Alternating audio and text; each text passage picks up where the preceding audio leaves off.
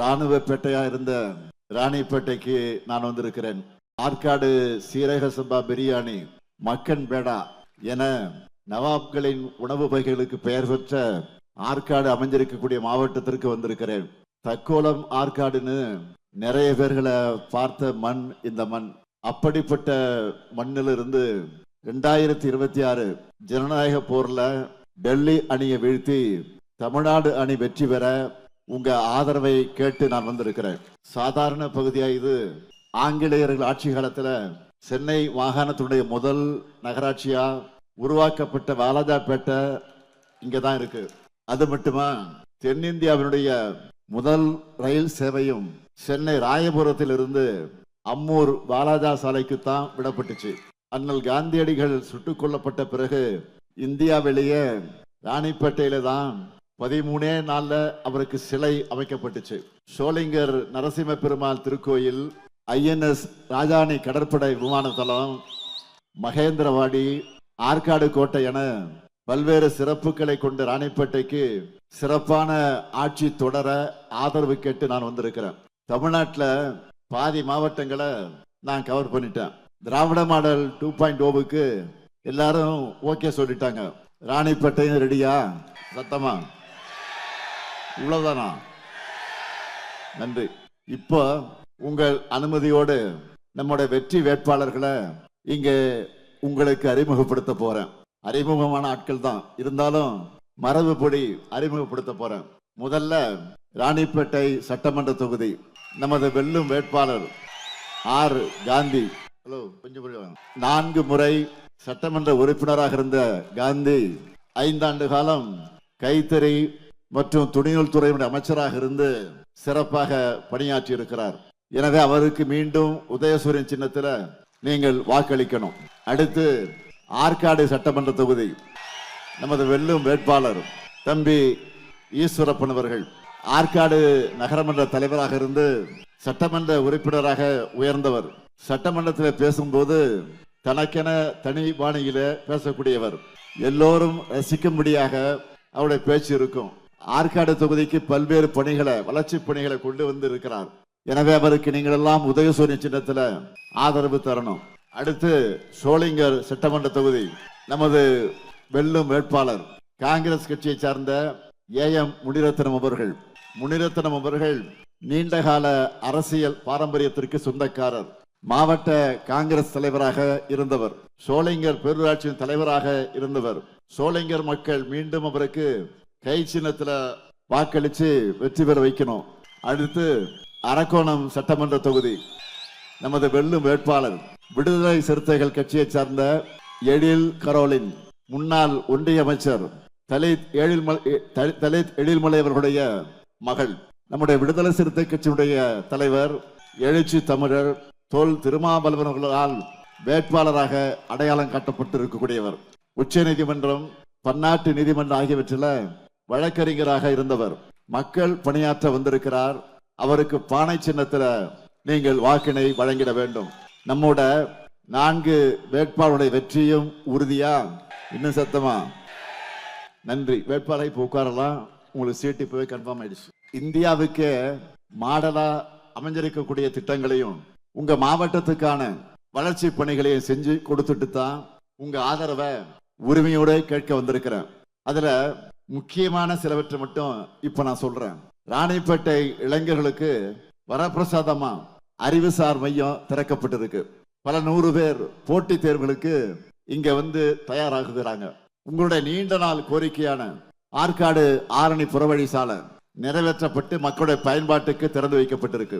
பழுதடைந்த ஆற்காடு பேருந்து நிலைய கட்டடம் அகற்றப்பட்டு புதுசா பேருந்து நிலையம் கட்டப்பட்டு வருது. ஆற்காடு சட்டமன்ற தொகுதியில வெள்ளகுளம், பெண்ணகர், வாழைப்பந்தல் உள்ளிட்ட பகுதிகளில் புதுசா தடுப்பணைகள் கட்டப்பட்டிருக்கு. சென்னை பெங்களூர் தேசிய நெடுஞ்சாலை குறுக்க ஆற்காட்டில இருந்து ராணிப்பேட்டை போறதுக்கு மேம்பாலம் அமைக்கப்பட்டிருக்கு. ஆற்காடு சட்டமன்ற தொகுதியில பல்வேறு இடங்கள்ல பூங்காக்கள், உடற்பயிற்சி மையங்கள், சாலை விரிவாக்கம், தெருவிளக்குகள், புதிய கால்வாய்கள் உள்ளிட்ட பல்வேறு அடிப்படை வசதிகள் செஞ்சு தரப்பட்டிருக்கு.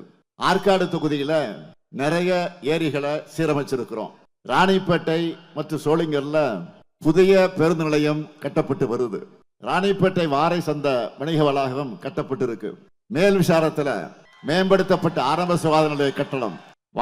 வாலாஜாப்பேட்டை திமிரியில புதிய பேருந்து நிலையம் திறக்கப்பட்டிருக்கு. ராணிப்பேட்டையில பணிபுரியும் பெண்களுக்காக தோழி மகளிர் விடுதிய திறந்து வச்சிருக்கிறேன். பேரூராட்சியாக இருந்த சோளிங்கர் நகராட்சியாக தரம் உயர்வு. சோளிங்கர் புதிய பேருந்து நிலைய பணிகள் நிறைவு பெற்றிருக்கு. சோளிங்கர் மேல் வெங்கடாபுரம் அரசு கலை மற்றும் அறிவியல் கல்லூரியில புதிய கட்டணம். பாலாறு அணைக்கட்டுக்கு 200 கோடி ரூபாயில புனரமைக்கப்பட்டிருக்கு. பாலாஜா அறிஞரண்ணா அரசு மகளிர் கல்லூரியில கூடுதல் கட்டணம். மேல் பாக்கத்துல பழங்குடியினருக்காக 41 குடியிருப்புகள் திறக்கப்பட்டிருக்கு. இது எல்லாத்துக்கும் மேல கடந்த மாதம் பிப்ரவரி மாசம் பணப்பாக்க சிப்காட்ல 5000 பேருக்கு வேலை வாய்ப்பு தரக்கூடிய Tata Motors Jaguar land rover நவீன வாகன உற்பத்தி தொழிற்சாலைய தொடங்கி வச்சேன். தொடங்கி மட்டும் அமைச்சேன். அங்கு தயாரிக்கப்பட்ட முதல் ரேஞ்ச் ரோவர் கார்ல டாடா குழுமத்தினுடைய தலைவர் அவர்களை பக்கத்துல உட்கார வச்சு நானே கார் ஓட்டி இருக்கிறேன். பாத்தீங்களா? அதெல்லாம் இந்த தொழிற்சாலை வந்ததால உலகமே இன்னைக்கு ராணிப்பேட்டைய உற்று நோக்க தொடங்கி இருக்கு. அது மட்டுமா, பணப்பாக்க சிப்காட்ல 25000 பேருக்கு வேலை வாய்ப்பு அளிக்கும் தைவான் கம்பெனியோட காலனி தொழிற்சாலைக்கு அடிக்கல் நாட்டினேன். இதுல ஒரு சிறப்பு அம்சம் என்னன்னா 85 விழுக்காடு கிராமப்புற பெண்களுக்கு தான் இங்க வேலை கிடைக்க போகுது. இப்படி ராணிப்பேட்டையோட தொழில் வளர்ச்சி, கல்வி வளர்ச்சி, உட்கட்டமைப்பு வசதிக்காக பார்த்து பார்த்து திட்டங்களை செஞ்சு கொடுத்திருக்கிறோம். தமிழ்நாட்டில் உள்ள ஒவ்வொரு தொகுதிக்கும் இது போல நிறைவேற்றப்பட்ட திட்டங்களை சொல்லித்தான் இன்றைக்கு வாக்குகளை கேட்டுக் கொண்டிருக்கிறோம். இப்படி ஒவ்வொரு மாவட்டத்தையும் வளர்த்த காரணத்தால் தான் ஒட்டுமொத்த தமிழ்நாடு இன்றைக்கு வளர்ந்திருக்கு. அது எப்படி? ஒன்றிய பாஜக அரசு தயவு இல்லாமலேயே இந்த அளவுக்கு வளர்ந்திருக்கிறோம். பாஜக அரசு பல ஆயிரம் கோடிகள் வாரி வழங்கியும் அவங்க ஆட்சி செய்கிற மாநிலங்களால இந்த வளர்ச்சியை காமிக்க முடியல. நம்ம வீடுகள்ல ஒரு பழமொழி சொல்லுவாங்க, என்னன்னா படிக்கிற பிள்ளை எங்க இருந்தாலும் படிக்கும் அப்படின்னு சொல்லுவாங்க. அது போல திறமை இருந்தா தடைகளை மீறியும் சாதிக்கலாம் என்பதற்கு திராவிட மாடல் சிறந்த எடுத்துக்காட்டாக என்று விளங்குகிறது. தமிழ்நாடு வளர்ந்தா அது இந்தியாவுக்கு தானே வளர்ச்சி என்று பாஜக நினைச்சு பார்க்கல. அந்த அளவுக்கு நம்ம மேல, நம்முடைய வளர்ச்சி மேல பொறாம. தமிழர்களுடைய அடையாளமே தமிழ், நம்முடைய தாய்மொழி தான். தமிழர், தமிழ்நாடு, இப்படி நம்முடைய இனம், நம்ம வாழுற மாநிலம் என எல்லாமே மொழியை அடிப்படையாக கொண்டதுதான். அப்படிப்பட்ட மொழியை அழிச்சிட்டா தமிழர்களை ஈஸியாக அடிமைப்படுத்திடலாம், தமிழர் பண்பாட்டை அழிச்சிடலாம்னு அவங்க நினைக்கிறாங்க. அதனாலதான் செம்மொழி தமிழ் அழிக்க மும்மொழி திட்டம் கொண்டு வந்தே தீர்வோன்னு அடம் பிடிக்கிறாங்க, அராஜகம் பண்றாங்க. ஒன்றிய அரசோட 2000 கோடி ரூபாய் கல்வி நிதி வேணும்னா இந்திய படிச்சாகணும் என்று கட்டாயப்படுத்துறாங்க. 2000 கோடிக்காக தமிழர்களுடைய சுயமரியாதைய அடமானம் வைக்க நான் ஒன்னும் காலில் விழுந்து பதவி வாங்கின பழனிசாமி இல்ல. மிசாவுக்கே அசராம எதிர்த்து நின்ற முத்துவேல் கருணாநிதி ஸ்டாலின் தான் உங்கள் முன்னால் இருக்கிறேன். மிசாவுக்கே பயப்படாதவன் அமித்ஷாவுக்கா பயப்படுவேன்? நான் மக்களை சந்திச்சு மக்களால் தேர்ந்தெடுக்கப்பட்டிருக்கக்கூடிய முதலமைச்சர். அதனால என்னுடைய விசுவாசம் என்னைக்குமே தமிழ்நாட்டு மக்களுக்கு தான். மாநில உரிமையை அடகு வச்சு பதவிகளை நீடிக்கணும்னா அப்படி ஒரு பதவியே வேணாம்னு சொல்லி நெருக்கடி காலத்தில் ஆட்சி இழந்த கலைஞரின் கொள்கை வாரிசுகள் நாங்கள். நம்முடைய உரிமை முழக்கம் தமிழ்நாட்டில் மட்டும் இல்ல, டெல்லி நாடாளுமன்றத்திலே இன்றைக்கு ஓங்கி ஒலிக்குது. இந்தியாவில் இருக்க மற்ற மாநிலங்களை சேர்ந்த உறுப்பினர்களும் நம்மை பார்த்து மாநில உரிமைகளுக்காக குரல் கொடுக்க தொடங்கிட்டாங்க. அதனால்தான் இவங்களை இப்படியே விட்டு வைக்க கூடாதுன்னு தொகுதி மறுவரைய கையில் எடுத்திருக்கு பிஜேபி. நாட்டில் எவ்வளவோ பிரச்சனைகள் இருக்கு. சமைக்க சிலிண்டர் இல்லாம குடும்பங்களும் ஓட்டர்களும் திண்டாடிட்டு இருக்காங்க. ஆட்டோ ஓட்டுநர் வண்டி ஓட்ட கேஸ் கிடைக்காம தவிக்கிறாங்க, புலம்புறாங்க. டாலருக்கு நிகரான இந்திய ரூபாயினுடைய குடியுரிமை மதிப்பு வரலாற்றில் அளவுக்கு சரிஞ்சு டேபிளுக்கு அடியில தவழ்ந்து பழனிசாமி மாதிரி மொத்தமா படுத்திருக்கு. இப்போ அதையெல்லாம் கவனிக்காம தேர்தலுக்கு நடுவில் மக்களை திசை திருப்புவதற்காக தொகுதி மறுவரையை இப்பவே நடத்தியாகணும்னு பாஜக அரசு திட்டமிட்டு துடிதுடித்துட்டு இருக்கு. இந்திய அரசியலையே மாற்றி அமைக்க போகிற மிகப்பெரிய அரசியலமைப்பு சட்ட திருத்தம் இது. ஆனா இது எப்படி பண்ண போறாங்க, என்ன திருத்தம் பண்ண போறாங்க? இப்படி நம்முடைய கேள்விகளுக்கு, எந்த கேள்விகளுக்கும் விளக்கம் அளிக்க மறுக்கிறாங்க. இவங்க இப்படி ரகசியமாக மறைச்சு பண்றாங்கன்னா அதுல கண்டிப்பா பெரிய சதி திட்டம் இருக்குன்னு தான் அர்த்தம். இதனால தமிழ்நாட்டுக்கு தொகுதிகள் உயரும்னு அடுத்து ஏமாற்று வேலையை செய்ய ஆரம்பிச்சிருக்கிறாங்க. அதனாலதான் நான் கவனத்தோடு சொல்றேன், அதுலதான் பெரிய ஆபத்தே ஒளிஞ்சிருக்கு. ஆற்காடுல இருந்து எத்தனை பேர் வந்திருக்கீங்க? உங்க ஊர்ல மக்கன் பேடா வாங்கினா அதுக்குள்ள பாதாம், முந்திரி, திராட்சை எல்லாம் ஒளிச்சு வச்சிருப்பாங்க. கரெக்டா? அது மாதிரி இந்த தொகுதி மறைவரைக்குள்ள நமக்கான ஆபத்தை ஒளிச்சு வச்சிருக்காங்க. எப்படி சொல்றேன்னு நல்லா கவனிங்க. தமிழ்நாட்டை விட உத்தரப்பிரதேசத்துக்கு இப்போ 41 தொகுதி அதிகமா இருக்கு. நல்லா கவனிங்க. தமிழ்நாட்டை விட உத்தரப்பிரதேசத்துக்கு இப்போ 41 தொகுதி அதிகமா இருக்கு. இதுவே பாஜக அரசு தொகுதி மறுவரையை கொண்டு வந்துட்டா இந்த வித்தியாசம் 61 உயர்ந்துடும். இப்படி ஒட்டுமொத்தமா தென் மாநிலங்களும் வட மாநிலங்களுக்கும் மாநிலங்களுக்குமான இடைவெளியை அதிகரிச்சு இது மூலமா நாடாளுமன்றத்தில் நம்முடைய குரலை நசுக்க பார்க்கிறாங்க. இந்தியா மொத்தத்தையும் பாதிக்கிற முடிவு இது. ஆனா மாநில அரசுகள் மற்ற எதிர்கட்சிகளோட எந்த ஆலோசனை நடத்தாம அவசரமாக இது அரங்கேற்ற பார்க்கிறாங்க. அதுவும் இது தேர்தல் காலம். சாதாரண மக்களுக்கு எத்தனை கட்டுப்பாட்டை தேர்தல் ஆணையம் விதிக்கிறாங்க. ஆனா ஒன்றிய பாஜக அரசு மட்டும் ஏன் அந்த கட்டுப்பாடு இல்லை அவங்களுக்கு? எப்படி 5 மாநில தேர்தலுக்கு இடையே நாடாளுமன்ற சிறப்பு கூட்டத்தொடர அவங்க கூட்டுறாங்க? ஏன்? தேர்தல் முடிஞ்சு 29ஆம் தேதிக்கு பிறகு கூட்டினா என்ன? எதுக்கு இந்த பதற்றம்? பாஜகவோட இந்த ஜனநாயக விரோத சக்திக்கு, இந்த செயலுக்கு எதிராக காங்கிரஸ் கட்சியினுடைய மூத்த தலைவர் மரியாதைக்குரிய சோனியா காந்தி அம்மையார் அவர்கள் இந்த இந்து பேப்பர்ல இன்னைக்கு ஒரு கட்டுரை எழுதியிருக்கிறாங்க, வந்திருக்கு இன்னைக்கு வெளியில. அதுல அவங்க சொல்லியிருப்பதை சுருக்கமா உங்களுக்கு சுட்டி காட்டுகிறேன். முதல்ல பெண்களுடைய இடஒதுக்கீட்ட எதுக்காக எந்த தேவை இல்லாம தொகுதி மறுசீரமைப்பு போட்டு முடிச்சு போடுறீங்க? பாஜக நினைச்சிருந்தா 2024 தேர்தலையே மகளிர் ஒதுக்கிட்ட அமல்படுத்தி இருக்கலாம். ஆனா எதிர்கட்சிகளான நாங்களும் அதைத்தான் கேட்டோம். இப்போ தமிழ்நாடு மேற்கு வங்க தேர்தலுக்கு இடையில எதுக்கு இதை பண்ணணும்? ஜூலை மாசம் மழைக்கால கூட்டத்தொடர் தொடங்க இருக்கு. அதுக்கு முன்ன அனைத்து கட்சி கூட்டத்தை கூட்டி விவாதிச்ச பிறகு இதை பொறுமையா இதை பண்ணலாமே. இப்ப என்ன அவசரம்? உங்க தலைமையில வானம் இடிஞ்சு விழுந்துடுமா என்ன என்று சோனியா காந்தி அவர்கள் அந்த கடிதத்திலே கேட்டிருக்கிறார்கள். அவங்க கேட்டிருப்பது 100க்கு 100% சரியான கேள்விதான். நாட்டு மக்கள் எல்லாரும் கேட்கிற கேள்விதான். இதையெல்லாம் விட முக்கியமா ஒரு கருத்தை அவங்க சொல்லி இருக்காங்க.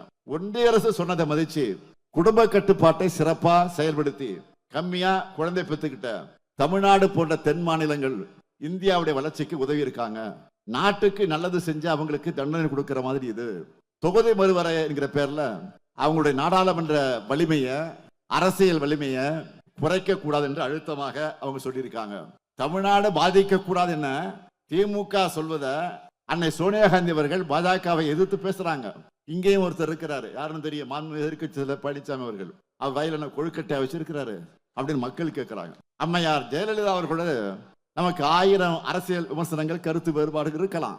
ஆனா அந்த அம்மையார் உயிரோடு இருந்திருந்தா தொகுதி மறுவரை மாதிரி மாநில உரிமைகளை பறிக்கிற, தமிழ்நாட்டை பாதிக்கிற விஷயத்துல நம்மை போல, ஏன் திமுகவை போல உறுதியான நிலைப்பாட்டை நிச்சயமாக எடுத்திருப்பார். அதுக்கு உதாரணம் சொல்லணும்னா ஜிஎஸ்டி, நீட் போன்றவற்றை அவர் கடுமையாக எதிர்த்தார். ஏன் ஒரு வார்த்தை சொன்னார, குஜராத் மோடியா இந்த லேடியான்னு கேள்வி எழுப்பினார். இன்னைக்கு அவருடைய அதிமுக நிலைமை என்ன பாருங்க. தமிழ்நாட்டுடைய பிரதான எதிர்கட்சி, தமிழ்நாட்டுடைய வாழ்வாதார பிரச்சனைகள் கூட பாஜகவை எதிர்த்து குரல் கொடுக்க முடியாம இருக்கு. அம்மையார் ஜெயலலிதா அவர்களை அம்மா அம்மான்னு சொல்லிட்டு தமிழ்நாட்டுக்கு ஆபத்து வரும்போது இப்படி சும்மா இருக்கீங்களே, இது நியாயமா? பழனிசாமி அவர்கள இது அவங்களுக்கு பண்ற துரோகம் இல்லையா? மம்மி மறைந்த பிறகு பழனிசாமி அதிமுகவை டம்மி ஆக்கிட்டாரு. இதுதான் உண்மை. தமிழ்நாட்டில் திமுக தலைமையிலான மதச்சார்பற்ற முற்போக்கு கூட்டணி தான் டெல்லியின் படையெடுப்பை தடுத்து நிறுத்துகிற ஒரே அணி. டெல்லி அணியோட அஜெண்டா என்ன? மாநில அரசுகளை ஒழிக்கிறது, தமிழை அழிக்கிறது, சிறுபான்மையை முடக்கிறது, இந்தியை திணிக்கிறது, சமஸ்கிருதத்தை புகுத்துறது. ஆட்சிக்கு வந்த 12 ஆண்டுகள்ல இதை தாண்டி வேற ஒண்ணும் அவங்க பண்ணல.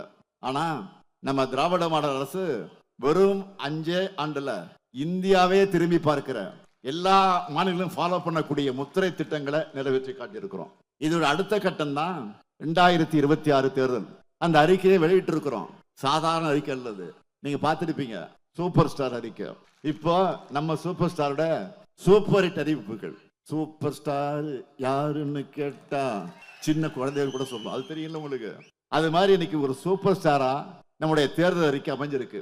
இந்த சூப்பர் ஸ்டார்ல அடங்கி இருக்கக்கூடிய சூப்பர் ஹிட் அறிக்கை முக்கியமானது மற்றும் நான் இங்க சொல்ல விரும்புறேன். முதல்ல இல்லத்தரசி திட்டம். First ball sixer. பாத்தீங்களா? இல்லத்தரசி திட்டத்துல எவ்வளவு ரூபாய்க்கு கூப்பன் தர போறோம்? பெண்கள் சொல்லுங்க, சத்தமா சொல்லுங்க. இந்த கூப்பனை வச்சு உங்களுக்கு தேவைப்படுகிற வீட்டுக்கு உபயோகப்படக்கூடிய அந்த பொருளை புதுசாவும் வாங்கிக்கலாம், இல்லைன்னா பழைய பொருளை எக்ஸ்சேஞ்ச் பண்ணியும் வாங்கிக்கலாம். உங்களுக்கு பிடிச்ச கடையில, உங்களுக்கு பிடிச்ச கம்பெனியில நீங்க வாங்கிக்கலாம். என்னென்ன பொருட்கள்? Washing machine, fridge, TV, grinder, mixie, microwave அவன், இண்டக்ஷன் ஸ்டவ். இதுல எதை வாங்க வேண்டுமானாலும் இப்பவே நீங்க வாங்கிக்கலாம். ஆனா இப்பவே பெண்கள் எல்லாம், நம்ம பெண்கள் எல்லாம் என்ன வாங்கலாம் அப்படின்னு பேச ஆரம்பிச்சுட்டாங்க, டிஸ்கஸ் பண்ண ஆரம்பிச்சுட்டாங்க. ஆனா ஒண்ணு, இதை பத்தி என்ன வாங்கலாம் வீட்டுக்காரர்கள் போய் கேட்டுறாதீங்க. ஏதாவது ஒண்ணு சொல்லி கன்ஃபியூஸ் பண்ணி விட்டு உங்க சாய்ஸ். ஏதாவது பிரச்சனை பண்ணாங்கன்னா சொல்லுங்க, அண்ணன் சொல்லிட்டு சொல்லுங்க. வேற இது முழுக்க முழுக்க உங்களுக்காக, மகளிருக்காக நான் கொண்டு வந்திருக்கக்கூடிய திட்டம். நீங்க தான், பெண்கள் தான் டிசைட் பண்ணணும். எப்படி தலைவர் கலைஞர் அவர்கள் சொன்னபடியே கலர் டிவியும் கேஸ் அடுப்பையும் கொடுத்தாரோ, அவருடைய மகனான நானும் சொன்னபடியே இல்லத்தரசி திட்டத்தை நிறைவேற்றுவேன். அடுத்த வாக்குறுதி உரிமை தொகை. இப்ப மாசம் 1000 ரூபாய்னு 1,31,00,000 சகோதரிகள் பெற்றுட்டு இருக்கீங்க. கலைஞர் மகளிர் உரிமை தொகை. திராவிட மாடல் 2.0 ஆட்சியில இனி மாசம் எவ்வளவு? 2000. இப்பவே பெண்கள் எல்லாம் கணக்கு போட ஆரம்பிச்சிட்டாங்க. என்ன கணக்கு?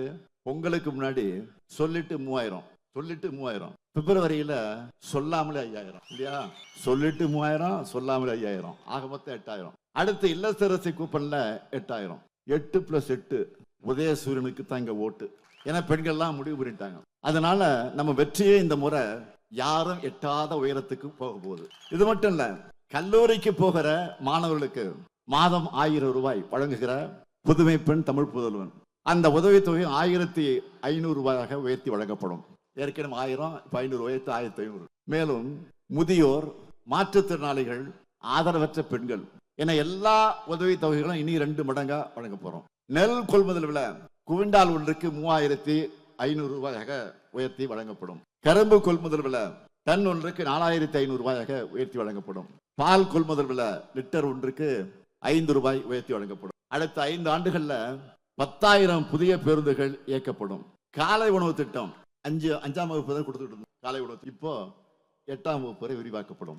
1000 வெற்றி பள்ளிகள் அமைக்கப்படும். அனைத்து வகுப்பறைகளும் ஸ்மார்ட் வகுப்பறைகளாக ஆக்கப்படும்.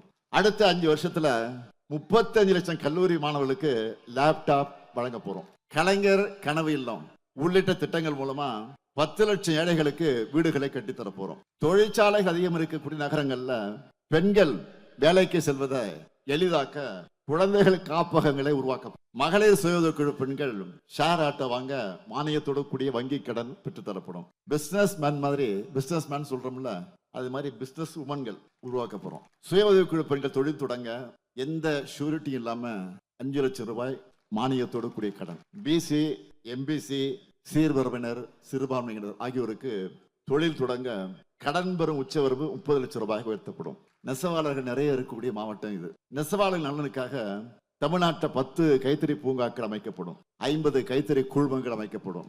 10,000 கைத்தறிகளை 90 விழுக்காடு மானியத்தோடு நம்பினப்படும். ராணிப்பேட்டை, திருப்பத்தூர் போன்ற மாவட்டங்களை உள்ளடக்கி இருக்கக்கூடிய இந்த வடக்கு மண்டலத்துல தொழில் வாய்ப்புகளை கண்டறிந்து பொது சேவை மையங்கள் அமைக்கப்படும். ராணிப்பேட்டை மாவட்டம் அரக்கோணம் பகுதியில ஒருங்கிணைந்த பெருங்குழுமம் அமைக்கப்படும்.